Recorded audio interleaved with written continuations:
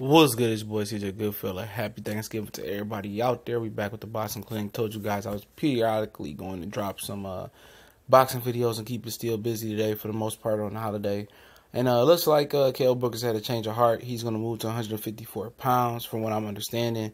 Matchroom said they got a big announcement about 154 pounds coming, I think later this week. And most people believe it's going to be about Kell Brook moving up. And I heard other people say that Kell Brook was moving up to 154. He did say before that he felt that he was too small to compete at the elite level at 154 pounds, and that he was going to try to struggle to make 147. And I probably, he probably knows that 147 ain't worth it without Amir Khan wanting to fight him, and he knows Amir Khan doesn't want to fight him now. So he's just going to move up to 154 pounds and start a new career, the prospects of him getting a world title at 154, it may be straight, if he goes to the WBO, he have a shot, and ain't too many good upper echelon names in that title belt, especially after Cotto vacates it versus Dom Ali when he retired. But do I see him beating Lara, Jamil Charlo, or Jared Swift Hurd? Absolutely not. But I believe once the title is vacated, if Cotto wins, I believe they're going to set up the Lima Smith versus Kell Brook fight for a world title, or they might set that up before a world title because Lima Smith is in line to get another shot at the WBO title. But as far as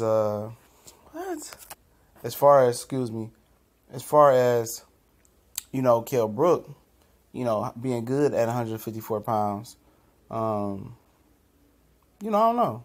I know he's not better than the four belt holders now, including Cotto. But the next level guys, can he beat a Julian J. Rock? Can he beat Austin Trout? Can he beat Erickson Lubin? Can he beat those guys? And possibly he could beat those guys. He looked pretty good physically versus Gennady Golovkin at 160 pounds, but those guys I named they have different skill sets than Golovkin, and they have more athletic ability, which can be a bad matchup for him. But if they made a decision on that, and if it's true, I would side on that he really won't be an elite 154 pounder. I think he's pretty much damaged goods coming from 147. I think fighting Gennady Golovkin was a bad decision on his part.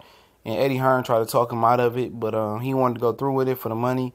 And I'm pretty sure that money looking funny right now when you add up all the damage that he accumulated in that fight versus Gennady Golovkin. He made a bad decision. His promoter had the right path for him. He wanted to go prove something to the fans, and I never understood that.